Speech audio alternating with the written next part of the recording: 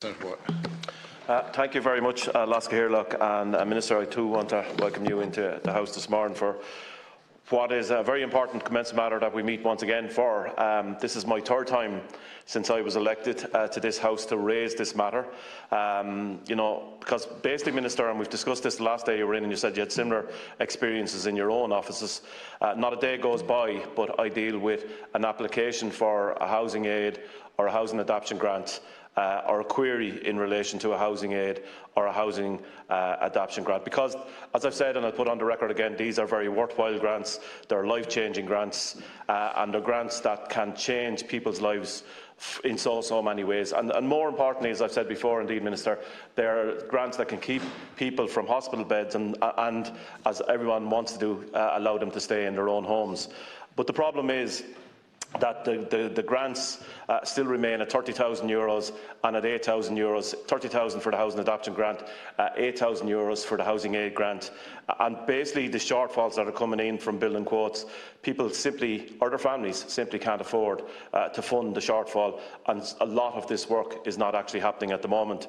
And as I said before, Minister, the last time we spoke on one of the occasions, you said you had similar experiences coming through your own offices. I want to give the example of one of the cases I have at the moment of a lady in Newbridge in County Kildare who has been offered a grant of €30,000, but the cheapest quote that she can get is €58,000.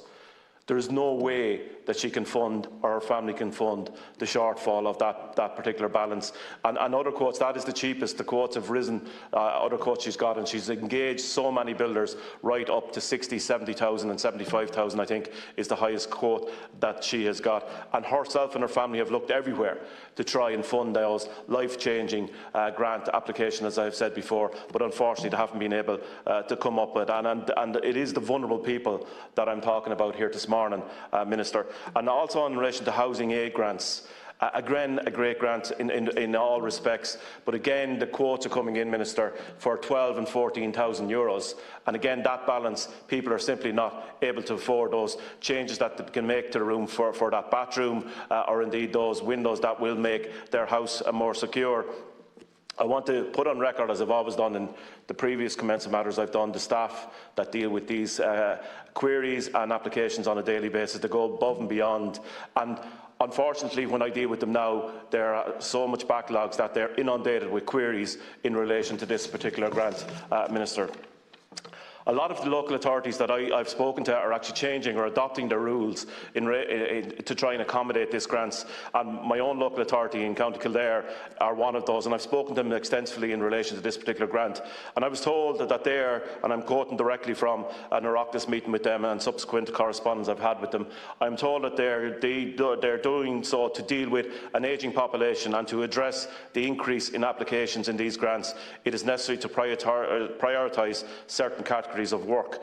Now, what's happening there, just taking the windows grants for example, they're now looking at prioritising single glazed windows over other applications, or timber framed windows. Now, we all know, Minister, that we're in the middle of an economic, but more importantly, a climate crisis where we're talking about retrofitting, and you more than anyone else would know in relation to that. And I engaged with SEI the last day in relation to a meeting we had at our Oireachtas Social Protection Committee, and I'm told that they actually don't do a windows grant. So this is the only thing that people can go to, and this grant has not been changed for a vast number of years.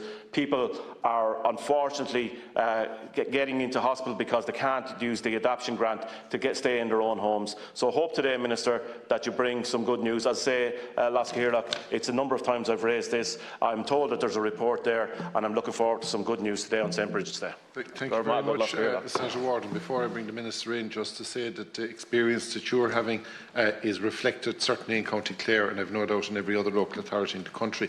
The figures haven't increased in this scheme in years, and look forward to a positive response, Minister.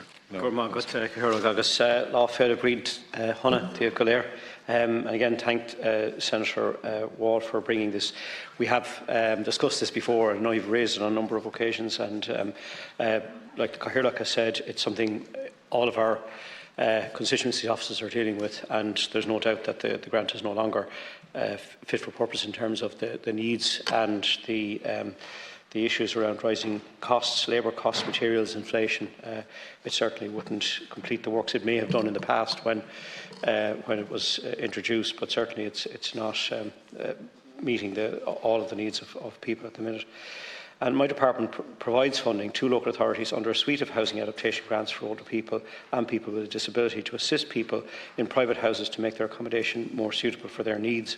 These grants are available to people with an enduring physical, sensory, mental health or intellectual disability, and to older people who experience mobility issues or require essential repairs to their home so that they can continue to live independently at home. And we know the figures that people are living longer, and it is certainly government policy that we try and keep people living at home for as long as they can. The grants are 80% funded by the Department, together with a 20% matching contribution from the resources of the local authority. The schemes are means tested and operate on a sliding scale, with the highest percentage grants available to those with the lowest incomes and vice versa. The detailed administration of these schemes, including assessment, approval, prioritisation and apportionment between the three schemes, is the responsibility of each local authority. And I join you with commending the local authority staff right across the country who put in exceptional work in dealing with these grant applications. In 2023, an exchequer provision of over €72 million in funding, which included a supplementary exchequer provision of €6 million, was made available to facilitate the payment of over 13,000 grants, which compares favourably to the target of over 12,300 grants. The exchequer funding available for these grants in 2024 is €74.5 million, or over €93 million when including the local authority contribution, continuing on year-on-year increases since 2014. So the grant has been increasing in terms of its capital allocation. Housing for All committed to undertaking a review of the range of housing grants available to assist with meeting specific housing needs, both for our ageing population and for people with a disability. A report on the review of the housing adaptation grants for older people and people with a disability has been prepared by the Department, and among the areas which the review has considered are the income thresholds and the grant limits. My department is engaging with the Department of Public Expenditure, NDP Delivery and Reform on the recommendations in the review report. The objective of this engagement is to deliver on the emerging recommendations and to ensure continued enhancement of this successful grant scheme, with a view to bringing forward amendments to the relevant regulations governing the scheme. So I do hope that gives some comfort to you, not in the immediate, Senator, but certainly the recommendations will be coming forward, and out of that there will be amendments to the regulations governing the schemes, which I do think we would all welcome. And noting the case study that you brought forward, as I said, the rising costs of labour, materials and inflation, the challenges around local authority staff dealing with them, and as you said yourself, our ageing population and the need for agencies and authorities to ensure that people who are getting older, people with disability, can live independently and comfortably in their own homes. That should be the optimal for all people in this category, and to have a comfortable and a good quality of life living in their homes as long as they can. Thank you. Thank you very much, Minister. Senator Watt. Thanks very much, Laska Hirlock, and thank you, Minister, for the reply. But unfortunately, it's a bit of deja vu, because the last time we spoke, this report was with Deeper, and it was being discussed, and regulations and changes were being brought forward. And at the same time, as you said yourself, Minister, people are not being allowed to live independently in their homes, which is what this grant actually gives them the opportunity to do so. I would ask you again to go back to the Department and put a time frame, or maybe you can confirm a time frame on those changes today, because the limits and income thresholds have got to change. They've got to keep up pace, as you say yourself, with inflation and indeed building costs, because I put on record again, I welcome the €74 million by government. This is a life-changing grant. I think everybody in this House will support that across all parties and none, but we need to see the changes. We need to see them shortly. We need to see them for those people, that lady in Newbridge I spoke about, and the many others that I deal with on a daily basis. So I would ask you, Minister, maybe to put some time frames on that, because the responses I got before stated that it was Deeper, you were in discussions with them, but what people want to see are new income thresholds, new limits, and a chance to live independently, as you say yourself, in their own homes. That's great, thanks. And again,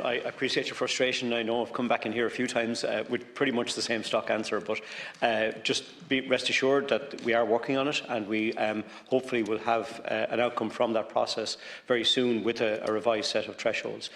There's no doubt, as I mentioned, the trajectory of the capital allocations going up year on year. It's also commensurate with increased demand, and given that our population is ageing, population is living longer, those demands are going to increase into the future. So it is important that we work together to try and ensure that the grant is fit for purpose and meets the needs of families, and that it creates that affordability that families can afford and feel confident that they can get the works carried out. So I will come back with a more specific timeline through our department.